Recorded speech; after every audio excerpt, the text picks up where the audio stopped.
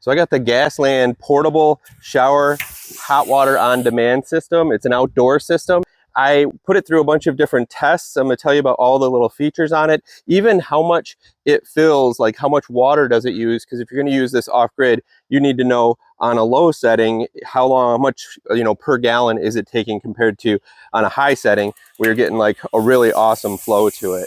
All right, let's get right into it. This is the Gasland, and it comes with a shower spigot, the whole unit. It's definitely an outdoor because it vents out the top. You will have to get a propane source as well as a water source. So I plan to use this back on my off-grid system. So I am going to have to put a water pump to it. But right now I've just got a hose hooked up from my house, which would work great at a pool or backyard or something because it has constant pressure. Now what's cool about this is that it needs a battery to run the LED and the Pilot, and it runs off of 2D batteries that are just shoved in here at the bottom. You can even open the compartment and they don't fall out. So that's pretty cool. You don't have to hook up the power source to it, which I really like. All right, let's get into the actual features. So this is the temperature, what temperature you want the water to be at. Of course, this is your temperature gauge.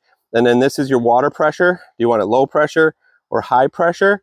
Now, this is the one that's a little different from other ones, which I like, is that I'm in summer mode right now. That means that the water coming in is going to be a little bit warmer, so I don't need to use as much propane. Whereas you can switch it over to winter mode, so you're going to be putting in some cold water for winter, and it'll have to burn a little bit more propane. So a little bit more conservative in the summer, which is kind of cool that it has that feature, because we are going to keep this outside and not all winter, but pretty into the fall and into the early spring.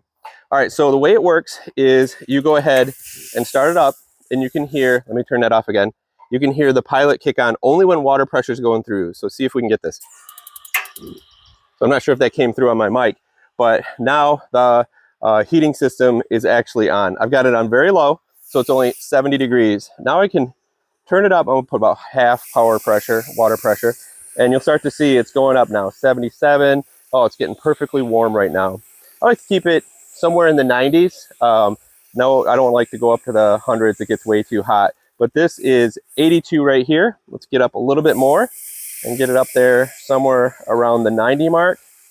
One thing to consider too is that if you slow it down, the temperature will go up because it's going slower through the system. So you will have to adjust this. If you're going super fast, you will have to adjust this to heat it up quicker, to push more gas and heat it up. So this is at the highest and at the highest temperature, and we're sitting there right at 90. So that's the basics on how all of this works.